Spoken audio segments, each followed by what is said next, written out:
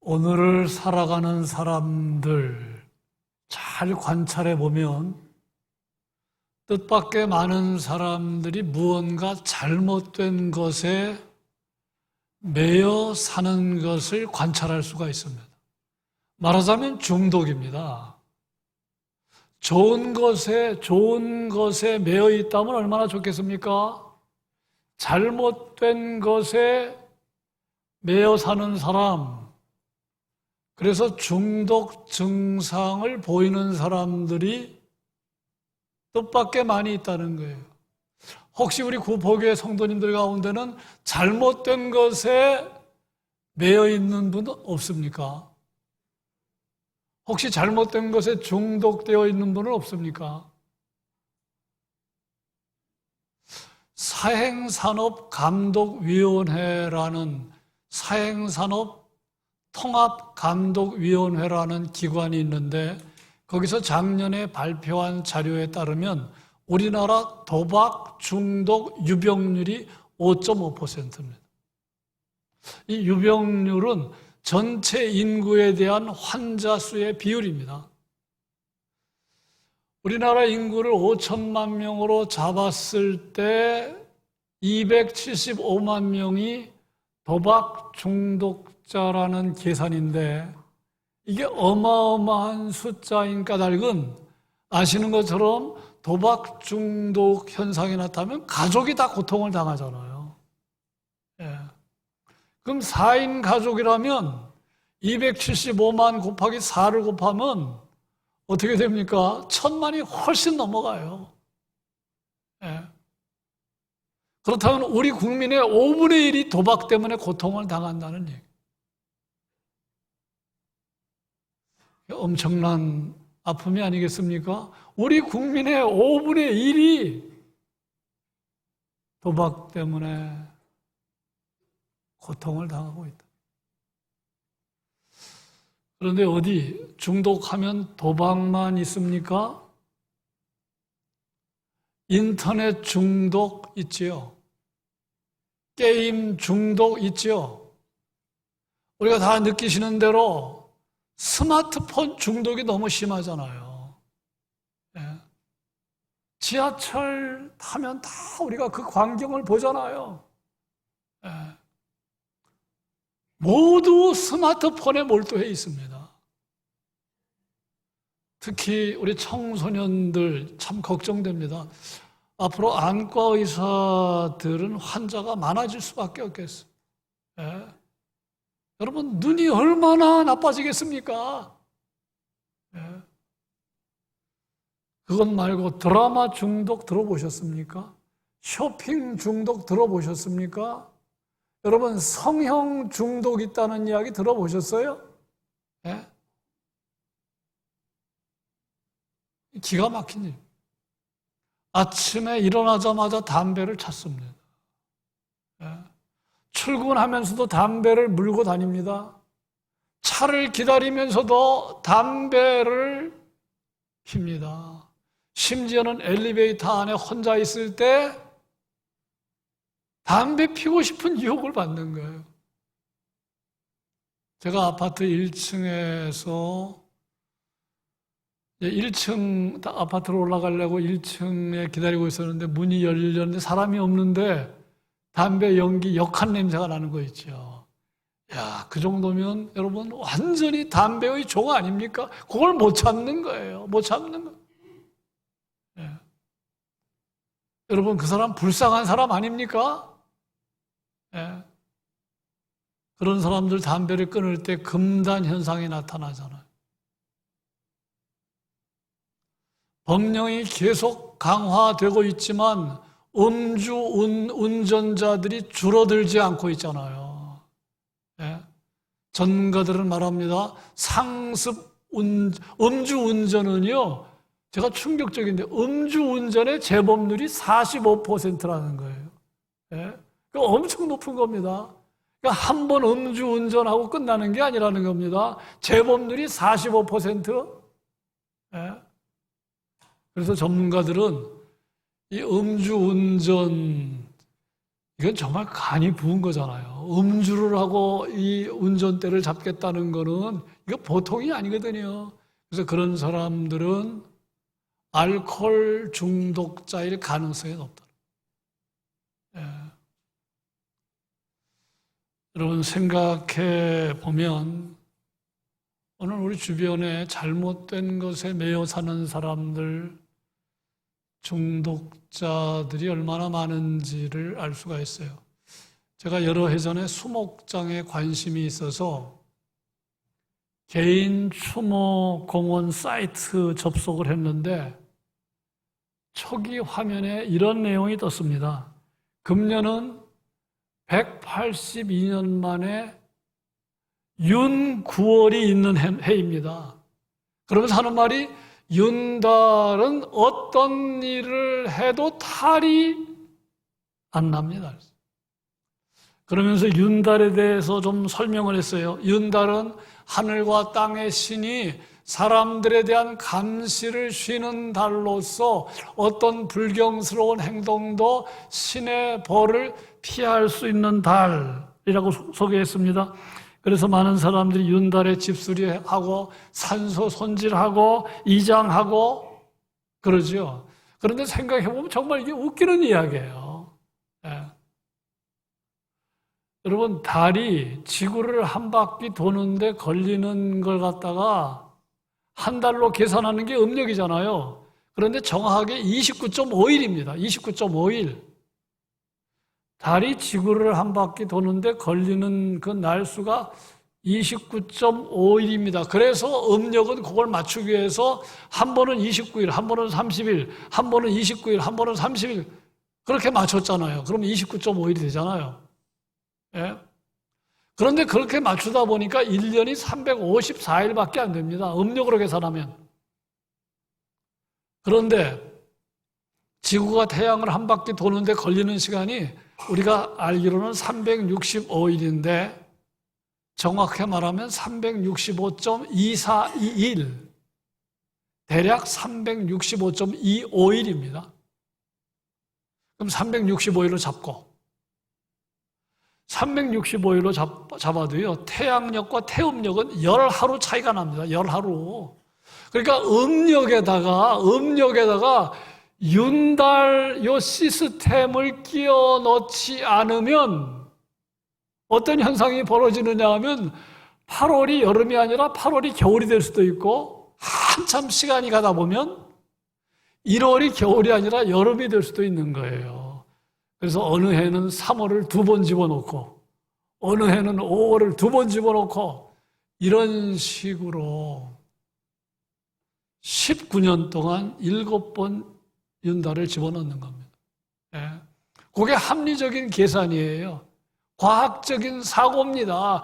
그래서 윤달을 만든 것인데 사람들이 속설을 만든 겁니다. 윤달은 하늘과 땅의 신이 사람들에 대한 감시를 소홀히 하는 달이다. 그러니까 금기시 되었던 어떤 일을 해도 괜찮다. 예? 뭘 말하는 겁니까? 사람들은요, 예? 윤달과 그 신은 아무 상관이 없어요. 예? 그 예수 믿는 사람들도 뭐 윤달에 해야 된다고 혹시 그렇게 말하지 않습니까? 이장은 윤달에 해야 돼. 산소 손질은 윤달에 해야 돼. 그게 참 웃기는 일. 예? 이 사람들이 자유를 포기하는 거예요.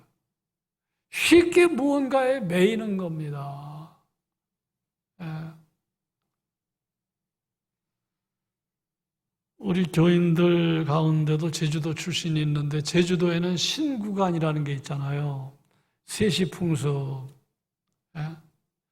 지상에서 활동하던 신들이 새로운 임무를 부여받기 위해 천상으로 올라가는 때가 신구간입니다. 그 시즌이 언제냐면 대한 후 5일째부터 입춘전 3일까지인데 이때는 지상에서 활동하던 신들이 다 하늘로 올라가기 때문에 금기시 되었던 행동을 해도 역시 벌을 받지 않는다는 거예요. 그래서 이때 묘지도 손보고 변소도 손보고 울타리도 손보고 흙도 파고 묘지도 수축하고 이때 이사도 가고. 예. 그래서 제주도 사람들은 요 신구간 기간에 집중해서 이사를 하는 거예요. 예. 그러다 보니까 이사하는 사람들은 많고 이사업체는 적고, 그러니까 이때 이사 비용이 비싼 거지요. 그때 수지 맞는 사람들이 누굽니까? 예수 믿는 사람들이죠.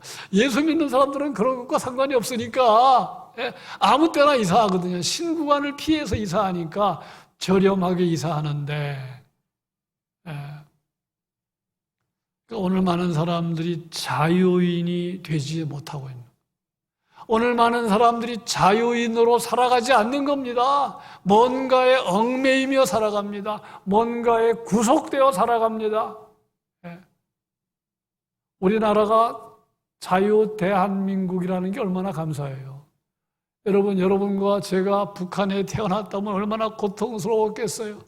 중국에 태어났다면 얼마나 힘들었겠어요. 사회주의 국가에서 태어났다면 얼마나 힘들었겠어요. 그런데 여러분, 자유 대한민국에 산다고 자유인이 아니라는 거예요. 자유 대한민국에 살면서 정치적인 자유는 누리지만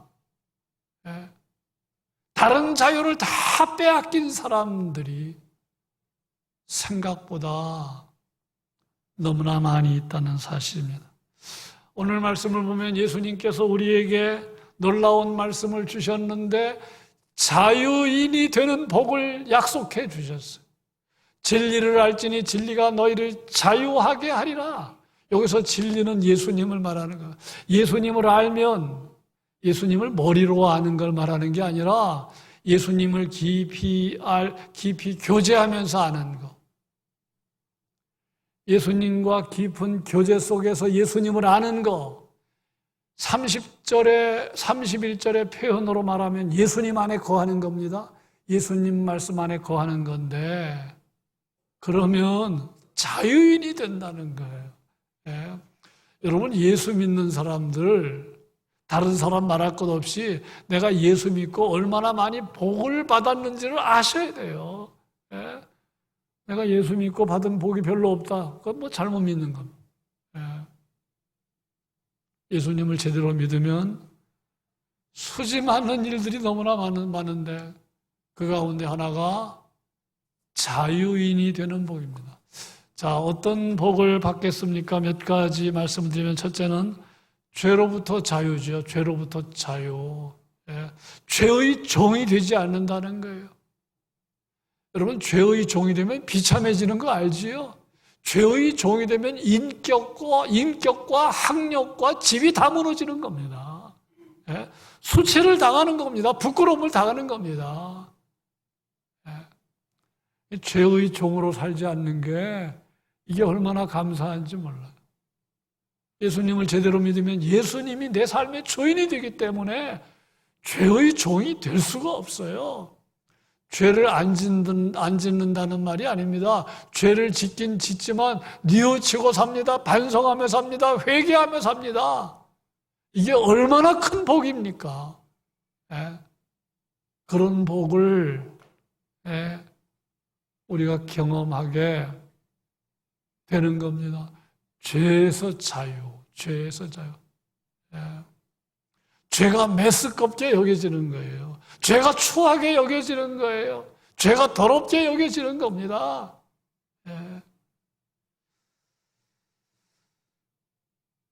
어느 정신과 여자 의사가 자기를 찾아온 남자 환자에게 마음이 빼앗겼어요. 남자도 마찬가지입니다. 여자 정신과 닥터에게 마음이 빼앗겼어요. 두 사람은 다 유부녀 유부남인데 자녀도 있었는데 결국은 넘지 말아야 할 선을 넘은 거예요. 그래서 각각 배우자와 이혼했습니다. 각각 배우자와 이혼하고 정신과 닥터와 환자의 사이였는데 결혼해서 부부의 사이가 되었습니다. 그런데 이 일에 대해 이 여자 의사가 이렇게 말했어요. 결정을 내릴 때까지 잠시 생각을 한 적은 있지만 딱 그래야겠구나 느낌이 온 다음에는 흔들리지 않았어요. 그런 상황에서도 저의 무의식적 본능, 감각, 근원적 건강성을 믿었어요.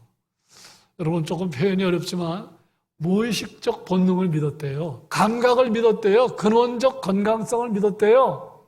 동의합니까?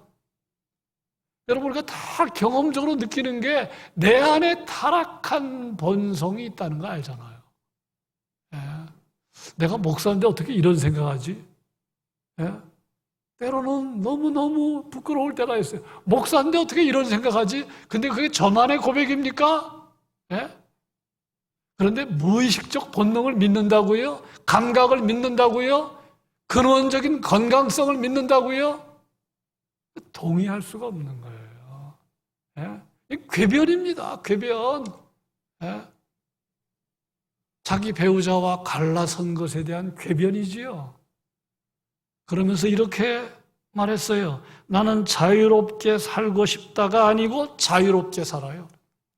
여러분 이 여자, 이 정신과 닥터 자유인 맞아요? 예? 남편은 특별하게 잘못한 것도 없는데 어느 날 이혼을 당한 거예요. 예? 이게 진정 자유인의 모습입니까? 예? 그 환자도 마찬가지입니다. 유튜브를 치면요. 명문 의대를 나온 분입니다. 얼마나 강연을 많이 하는지 몰라요. 예? 근데 제가 나중에 이렇게 보니까 이분은 거의 예? 성자유자입니다. 성자유자. 예? 자녀도 그렇게 교육을 한대요. 자녀에 대해서도. 예? 여러분 이것은 엄밀한 의미에서 자유인의 모습이 아니고 죄의 종로로 타는 모습이에요. 예? 죄의 종로로 타는. 예? 여러분 예수 믿으면 죄의 종로로 타지 않습니다. 죄를 메스껍게 생각합니다. 죄를 추하게 생각합니다. 더럽게 생각합니다. 죄를 지으면 반성하고 뉘우치고 결국은 회개의 자리에 나갑니다. 이게 복이 아니고 뭐겠습니까? 두 번째는 죽음의 공포로부터 자유함을 얻습니다. 죽음으로부터의 자유. 사람들이 가장 두려워하는 것이 무엇입니까? 두말할 것도 없이 죽음입니다. 그래서 많은 사람들은 의사가 암입니다. 암이 재발했습니다. 암이 다 퍼졌습니다라고 말하면 충격을 받잖아요. 죽음의 공포로부터 위협을 느낍니다. 완전히 자유인이 되지 못합니다. 여러분 예수님을 믿는 사람들도 죽음에 대한 공포가 있지요. 죽음에 대해서 염려하지요. 그러나 여러분 예수님을 제대로 믿기 시작하면 죽음에 대한 새로운 이해가 열립니다. 예수님은 죽음을 뭐라고 말씀하셨어요? 자는 거다. 깰 때가 있음을 전제하고 말씀하신 겁니다. 사도 바울은 고린도 후서 5장에서 죽음을 마치 이사 가는 것으로 표현했어요. 여러분 내일 새 집으로 이사 가는데 통곡하는 사람 있습니까? 사랑하는 아들이 엄마 아빠 나 좀 잠자러 갈게, 피곤해서 잠자러 갈게, 그렇게 말한다고 해서 사랑하는 아들을 보면서 눈물 짓는 부모가 있습니까? 여러분 우리가 예수님을 제대로 믿으면 죽음에서 자유함을 얻습니다. 나는 부활이요 생명이니 나를 믿는 자는 죽어도 살겠고 무릇 살아서 나를 믿는 자는 영원히 죽지 않는다. 이것을 확실히 믿었기에 바울은 이런 고백했어요. 내게 사는 것이 그리스도니 죽는 것도 유익하다. 이야, 어마어마한 고백이죠. 죽는 것도 유익하대요. 죽음에서의 자유를 선언한 거 아니겠습니까?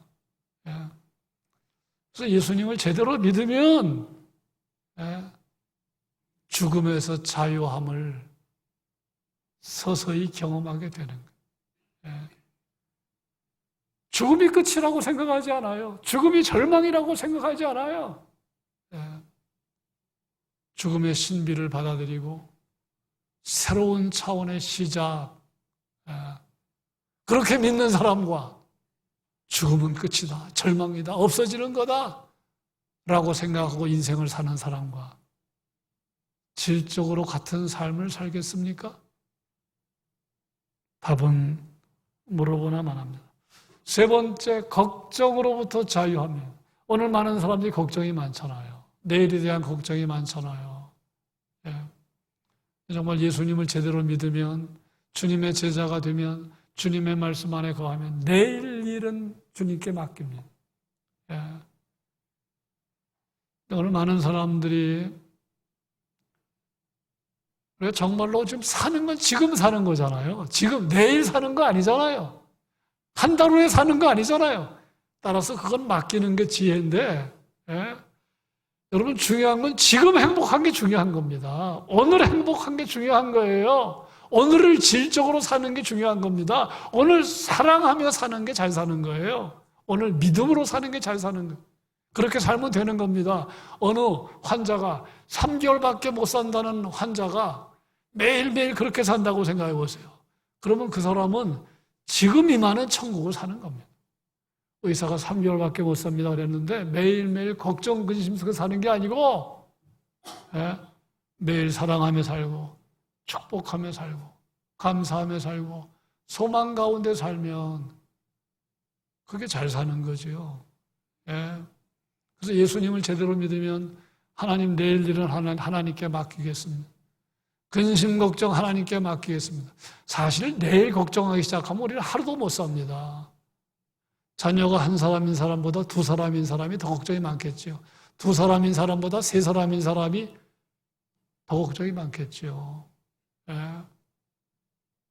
자녀가 길을 나갈 때도 걱정하게 되고 운전할 때도 걱정하고 여행을 할 때도 걱정하게 되고 답은 맡기는 겁니다.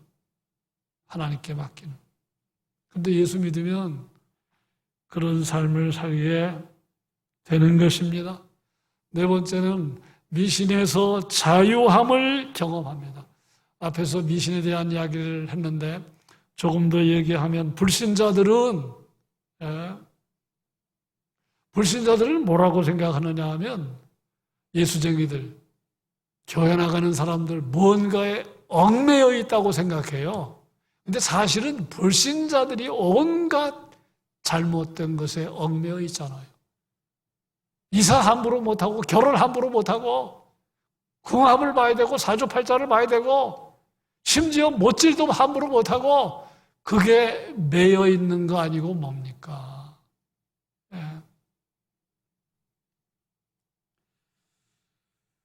그 부적을 지니고 다니지 않으면 불안해하는 사람들이 얼마나 많습니까? 부적 다 아시죠?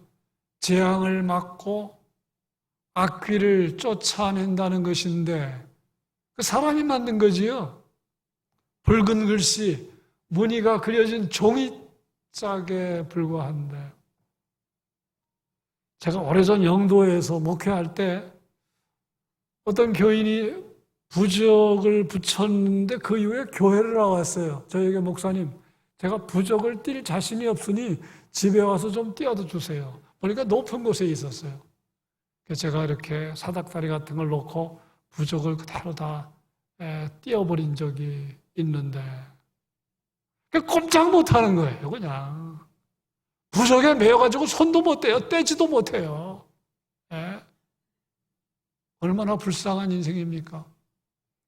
그때 저는 30대 초반의 목사였는데 그냥 부적을 그냥 자유롭게 떼버리고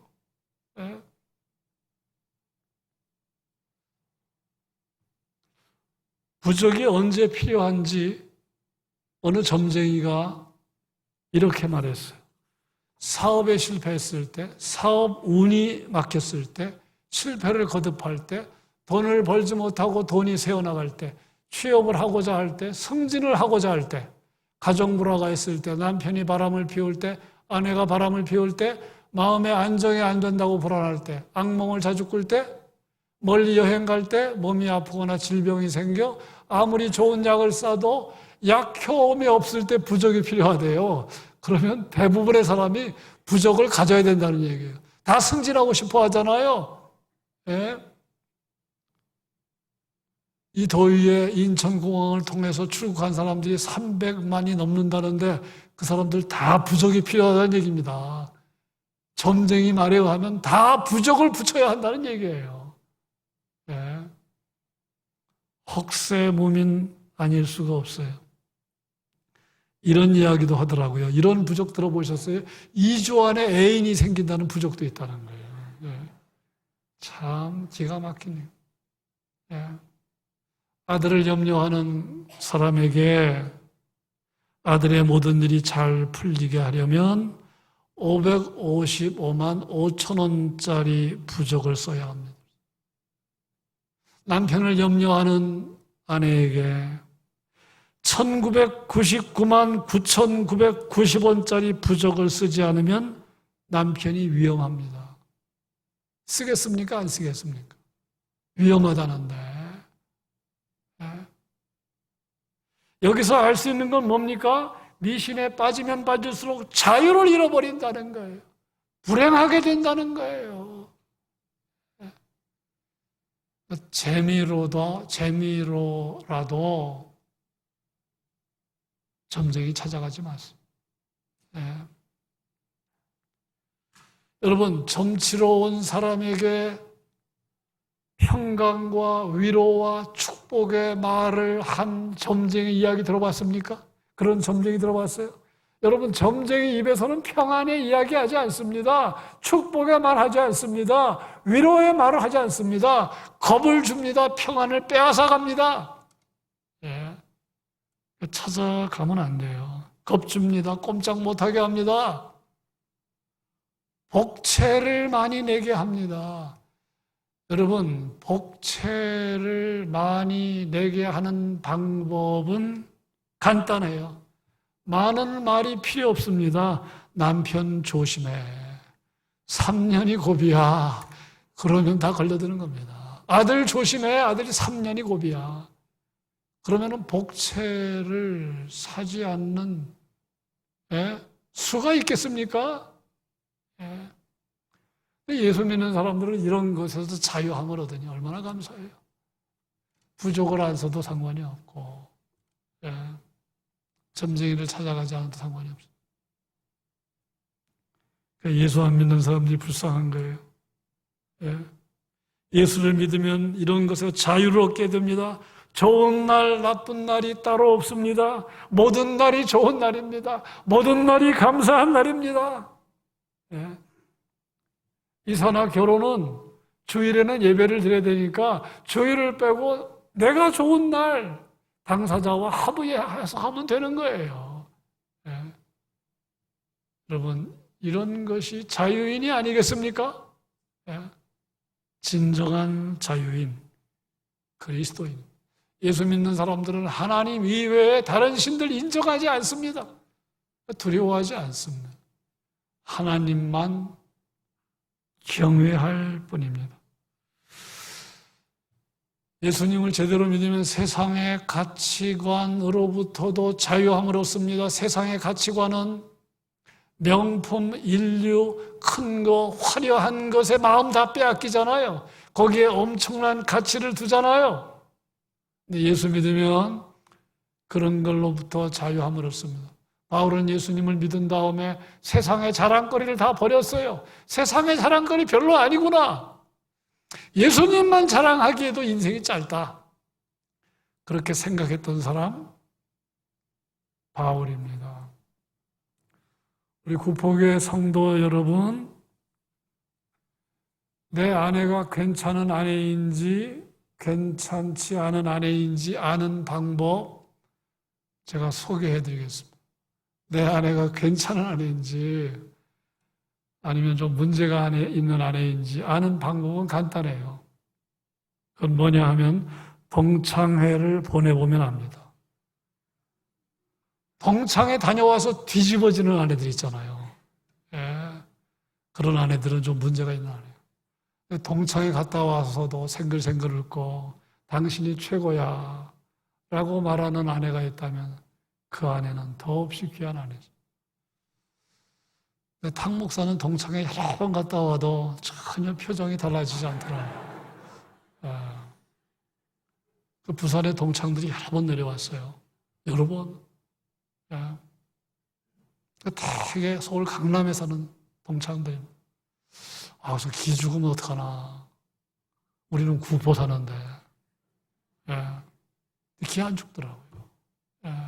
기 안 죽. 그래서 제가 진작 알았지만, 정말 괜찮은 아내구나. 괜찮아. 여러분, 예수 믿으면 세상의 가치관으로부터 명품 하나 없어요. 명품 짝퉁도 없어요. 그런데 늘 행복한 거 어떻게 하겠습니까? 저도 마찬가지예요. 금반지를 끼지 않아도 다이아몬드가 없어. 여러분, 이게 인생 잘 사는 거 아닙니까? 명품 가진 친구 앞에서 기죽고, 화려한 친구 앞에서 주눅 들고, 그렇게 살면 인생 잘 살겠어요?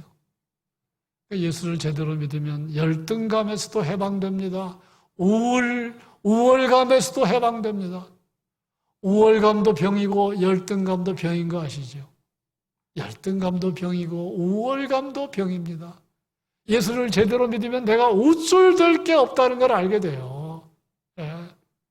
내 학력이 어떻든지 간에, 지위가 어떻든지 간에, 재산의 정도가 어떻든지 간에 하나님 앞에 내 의의는 내세울 것이 없는 죄인이라는 걸 알고, 하나님의 은혜로 예수님을 믿음으로 의의가 전가된 것뿐이지 우쭐대지 않아요. 다른 사람을 하대할 수 없어요. 다른 사람을 무시할 수 없어요. 환경이 안 좋아도, 세상 조건이 안 좋아도 주눅 들지 않습니다. 내 안에 예수님이 계시기 때문에, 내 안에 귀한 가치가 있다고 믿기 때문에. 여러분, 이게 진정한 자유인의 모습. 마지막으로는 율법으로부터 자유를 얻습니다. 이 말은 율법을 대할 때 의무감으로 대하지 않아요. 두려움으로 대하지 않아요. 감사함으로 대합니다. 율법을 지킬 때 두려워서 지키는 게 아닙니다. 의무감으로 지키는 게 아닙니다. 감사함으로 접근합니다. 감사함으로 접근해요. 여러분, 이게 굿과 예배의 차이입니다. 여러분, 예배를 드리는 사람은 두려워서 드리는 사람 없어요. 여러분, 만일 이 예배 드리는 게 의무다, 그러면 조금 다시 생각하셔야 돼요. 우리가 예배를 드리는 건 감사함으로 드리는 겁니다. 예배 자체가 복이기 때문에 드리는 거예요. 감사함으로. 근데 굿을 하는 사람들은 감사해서 하는 거 아니에요. 두렵기 때문에 하는 겁니다. 다르잖아요.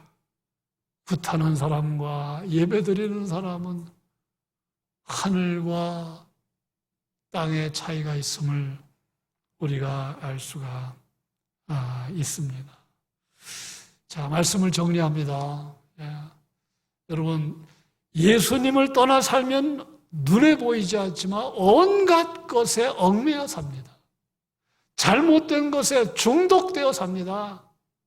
그러나 예수님을 제대로 믿으면 자유인으로 살아요. 그런데 불신자들이 잘못 생각합니다. 심지어 예수 믿는 사람들 가운데도 잘못 생각하는 사람들이 있어요. 이 교회 다니면 뭔가 얽매인다고 생각해요. 교회 나가고 싶지만 교회 다니면 뭔가 얽매일 거라고 생각해서 안 나가는 거죠. 제가 여러 번 말씀드렸는데 저는 고등학교 2학년 때 목사로 부름받았다는 소명감을 느끼기 시작했어요. 그러니까 일찍이 벌써 고등학교 2학년 때 하나님께서 나를 목사로 부르셨다는 소명감을 느끼기 시작을 했는데, 근데 그때 딱 한 가지 걱정이 되더라고요. 야, 내가 앞으로 목사가 되면 내 인생 정말 재미가 없겠다. 그런 생각을 한 거예요. 야, 목사가 되면 이제 내 인생 정말로 재미가 없는 인생을 살겠다. 그런데 여러분 정말 재미가 없었을까요? 그렇지 않죠. 질적으로 다른. 죄가 주는 낙은 없었지만 주님이 주시는 엄청난 낙, 예수 안에서 풍성한 삶 얼마나 많은지 여러분 다 알 겁니다. 그러니까 그것도 오해였죠. 오해였어요. 잘못 생각. 여러분 우리가 예수님을 잘 믿어야 할 이유예요. 잘 믿으면 그냥 머리로 믿는 게 아니라 예수님과 깊은 교제 속에서 예수님을 경험하고 예수님 안에 거할 때 우리는 진정한 자유인이 된다는 거예요. 상상만 해도 얼마나 큰 복입니까? 그런 복을 우리가 실제로 경험하고 누리고 그래서 이 복음을 전하는 정말 예수님 전귀한 분이다. 예수님보다 더 귀한 분 없다. 그런 확신이 우리 모두에게 있어서 전도자로 살아가는 우리 모두 되시기를 주님의 이름으로 축원합니다.